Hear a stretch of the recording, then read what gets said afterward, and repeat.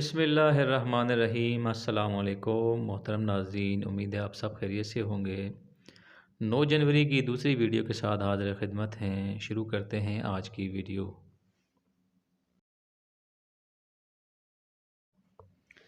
Washington میں رواں ہفتے صدر ٹرمپ کے سینکڑوں مشتعل حامیوں نے امریکی کانگریس کی کیپٹل ہل کہلانے والے عمارت پر اس وقت دھاوا بول دیا تھا جب وہاں کانگریس کے دونوں ایوانوں کا مشترکہ اجلاس جاری تھا۔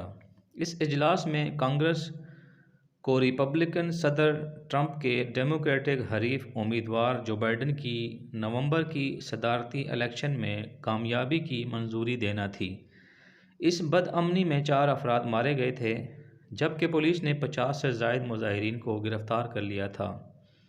صدر ٹرمپ کی جلد از جلد برخاستگی کا مطالبہ عارضی کے بعد اب مستقل پابندی۔ اس پس منظر میں ٹوئٹر انتظامیہ نے جمعہ 8 جنوری کی رات اعلان کیا کہ کیپٹل ہل میں حالیہ واقعے پر تشدد واقعات کی وجہ سے صدر ڈونلڈ ٹرمپ کا ذاتی اکاؤنٹ اور ان کی ٹیم کا اکاؤنٹ دونوں مستقل طور پر معطل کیے جا رہے ہیں۔ اس سے قبل ٹوئٹر نے یہ دونوں اکاؤنٹ صرف عارضی طور پر معطل کیے تھے۔ عراقی عدالت کی جانب سے ٹرمپ کی گرفتاری وارنٹ جاری۔ شمالی کوریا کے رہنما کنگ جونگ نے کہا کہ امریکہ ان کے ملک کا سب سے بڑا دشمن ہے اور انہیں یہ توقع نہیں کہ پیانگ یانگ کے بارے میں واشنگٹن ابھی اپنی پالیسی تبدیل کرے گا، خواہ کوئی بھی صدر ہو۔ شمالی کوریا کے رہنما نے اپنی حکمراں ورکرز پارٹی کی شاذ و نادر منعقد ہونے والی کانگریس سے خطاب کرتے ہوئے شمالی کوریا کے جوہری ہتھیاروں کے اسلحہ خانے اور فوجی صلاحیت کو بڑھانے کا بھی عہد کیا ہے۔ انہوں نے کہا کہ ان کے جوہری آبدوز کے منصوبے تقریباً مکمل ہو چکے ہیں۔ ان کے تبصرے اس وقت سامنے آئے ہیں جب نو منتخب صدر جو بائیڈن امریکہ میں اقتدار سنبھالنے کی تیاری میں ہیں۔ تجزیہ کاروں کا خیال ہے کہ مسٹر کم کے ریمارکس آنے والی 20 جنوری حکومت پر دباؤ ڈالنے کی کوشش ہے۔ مسٹر بائیڈن کو صدارت کا حلف لیں گے اور اسی دن ان کی صدارت کا دور شروع ہوگا۔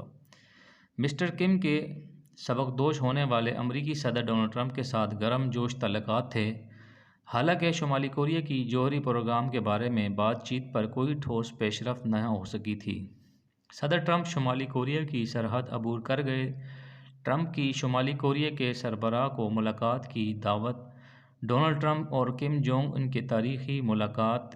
اپنی تاریخ کی 8ویں کانگریس میں ورکر پارٹی سے اپنا تازہ خطاب میں کنگ جونگ نے کہا کہ پیانگ یانگ اپنے جوہری ہتھیاروں کو استعمال کرنے کا ارادہ نہیں رکھتا جب تک دشمن قوتیں انہیں شمالی کوریا کے خلاف پہلے استعمال کرنے کا ارادہ نہ کریں۔ سرکاری خبر رساں ایجنسی CNN کی خبر کے مطابق انہوں نے کہا کہ امریکہ ہمارے انقلاب کی راہ کی سب سے بڑی رکاوٹ ہے اور ہمارا سب سے بڑا دشمن ہے۔ خواہ کوئی بھی اقتدار میں ہو، شمالی کوریا کے خلاف اس کی پالیسی کی اصل نوعیت کبھی نہیں بدلے گی۔ ان کی تقریر میں مطلوبہ ہتھیاروں کی ایک فہرست کا خاکہ بھی پیش کیا گیا جس میں طویل فاصلے تک مار کرنے والے بیلسٹک میزائل شامل ہیں جو زمین یا سمندر سے لانچ کیے جا سکیں، اور اس کے علاوہ انتہائی بڑے ہتھیار بھی شامل ہیں۔ سخت اقتصادی پابندیوں کے باوجود شمالی کوریا نے اپنے اسلحہ خانے میں نمایاں طور پر اضافہ کرنے میں کامیاب رہا ہے۔ رواں ہفتے کے شروع میں مسٹر کم نے اعتراف کیا کہ یہ الگ تھلگ پڑ جانے والے ملک کے لیے ان کا 5 سالہ معاشی منصوبہ تقریباً ہر شعبے میں اپنے اہداف کو حاصل کرنے میں ناکام رہا ہے۔ شمالی کوریا کے کووڈ-19 کو پھیلاؤ کو روکنے کے لیے گزشتہ جنوری کوریا نے کووڈ میں اپنی سرحدیں بند کر دیں، حالانکہ اس کا دعویٰ رہا کہ ان کی یہاں کورونا کا کوئی کیس نہیں ہوا تھا۔ غیر ملکیوں کو سعودیہ کی کمپنیاں چلانے کی اجازت۔ 1426 ہجری میں لگائی گئی پابندی کے فیصلے کی دوسری شق معطل۔ اکانا اخبار کے مطابق سعودی وزارت انصاف نے 1426 ہجری میں جاری شدہ وزارت انصاف کے فیصلے کی دوسری شق معطل کر دی۔ وزارت انصاف نے 1426 ہجری میں یہ پابندی لگائی تھی کہ غیر ملکی سعودیہ کمپنی چلانے کے مجاز نہیں، تاہم اپنے سعودی وزارت انصاف نے کہا کہ غیر ملکیوں کو سعودیوں کی کمپنیاں چلانے کی اجازت ہے۔ اکانا اخبار کے مطابق وزارت کی جانب سے جاری کردہ قرارداد کی دوسری شق میں کہا گیا تھا کہ اگر کمپنی سعودی قومیت کی حامل ہوگی تو غیر ملکی اسے چلانے کا مجاز نہیں ہوگا۔ سعودی کمپنی کا مالک غیر ملکی کو کمپنی چلانے کی اختیارات نہیں دے سکتا۔ تاہم وزارت انصاف کی جانب سے اب اس قرارداد کی دوسری شق معطل کر دی گئی ہے۔ اس حوالے سے وزیر انصاف ڈاکٹر ولید السمعانی کا کہنا ہے کہ وزارت انصاف کو وزیر تجارت کی جانب سے پیغام موصول ہوا ہے کہ غیر ملکیوں کو سعودیوں کی کمپنیوں میں ڈائریکٹر مقرر کیا جا سکتا ہے۔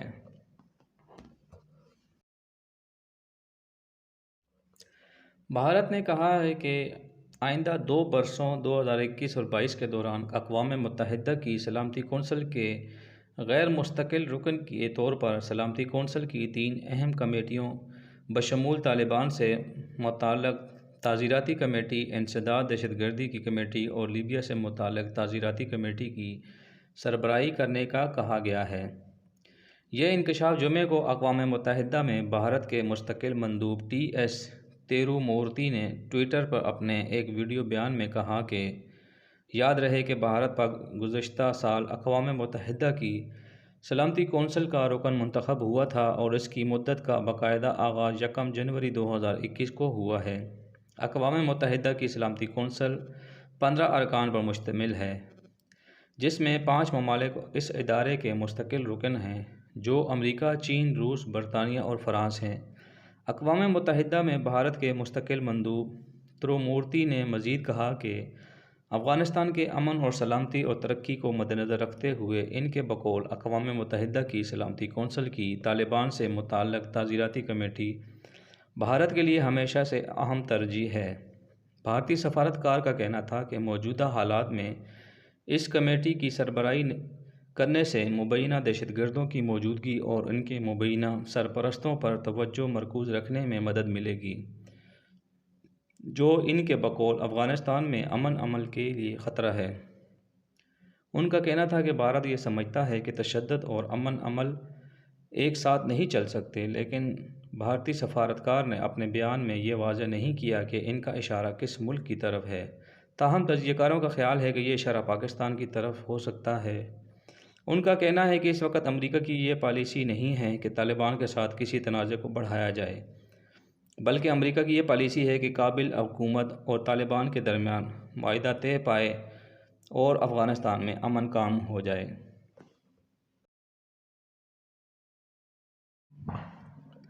ایک سائنسدان بننے کے لیے ارادے کا مضبوط اور مستقل مزاج ہونا ضروری ہے۔ تحقیق کے دوران اگر آپ کو سازگار ماحول دستیاب نہیں تو یہ اقداحٹ اور بد دلی کا سبب بنتا ہے۔ بار بار ناکامی یا غیر متوقع نتائج سے ہمت ہارنے کے بجائے اپنے مفروضات کی از خود جانچ کر کے اسے درست کرنے کی عادت ڈالنی چاہیے۔ اپنی اسی مستقل مزاجی اور محنت کی وجہ سے جرمنی میں مقیم پاکستانی نژاد ڈاکٹر آصفہ اختر کو سن 2021 کے لائسنس انعام سے نوازا گیا۔ دنیا بھر سے 10 سائنسدانوں کو اس ایوارڈ کے لیے منتخب کیا گیا تھا، جسے جرمنی میں سائنسی تحقیق کا اعلیٰ ترین ایوارڈ سمجھا جاتا ہے۔ اس کے ساتھ مزید تحقیق کے لیے ڈاکٹر آصفہ کو تقریباً 25 لاکھ یورو کی انعامی رقم بھی دی جائے گی۔ یہ سائنسی تحقیق کے لیے مختص بلند ترین گرانٹس میں سے ایک ہے۔ وہ جرمنی کے مشہور زمانہ تحقیقی ادارے میکس پلانک سوسائٹی سے منسلک ہے۔ Doctor Asifa Akhtar microbiology میں اپنی تحقیق کے باعث اس سے پہلے بھی بہت سی عالمی اعزازات حاصل کر چکی ہیں۔ ڈاکٹر آصفہ اختر کی پیدائش اور تعلیم ڈاکٹر آصفہ اختر سن 1971 میں کراچی میں پیدا ہوئیں۔ ان کے والد پیشے کے لحاظ سے بینکر تھے۔ وہ جب صرف 7 یا 8 برس کی تھیں تو ان کی فیملی متحدہ عرب امارات منتقل ہو گئی، مگر کچھ عرصے بعد وہ دوبارہ کراچی آ گئے اور یہیں آصفہ اختر نے اپنا اے لیول مکمل کیا۔ اسی برس ان کی فیملی پیرس منتقل ہو گئی اور تب ان کے والدین پیرس میں ہی مقیم ہیں۔ ڈاکٹر آصفہ کہتی ہیں کہ پاکستانی معاشرے میں کچھ ایسا رجحان ہے اور یہ سمجھا جاتا ہے کہ بار بار دوسری جگہ منتقل ہونے سے بچوں کی نفسیات پر برا اثر پڑتا ہے اور انہیں نئی جگہ اور نئے اسکول میں ایڈجسٹ ہونے کی مشکلات کا سامنا ہوتا ہے۔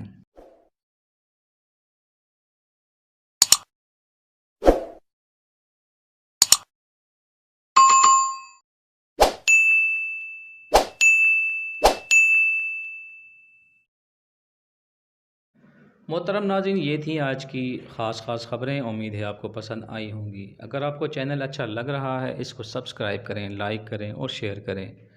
اپنا خیال رکھیں، دعاؤں میں یاد رکھیں۔ دوبارہ ملیں گے نئی ویڈیو کے ساتھ، تب تک کے لیے اللہ حافظ۔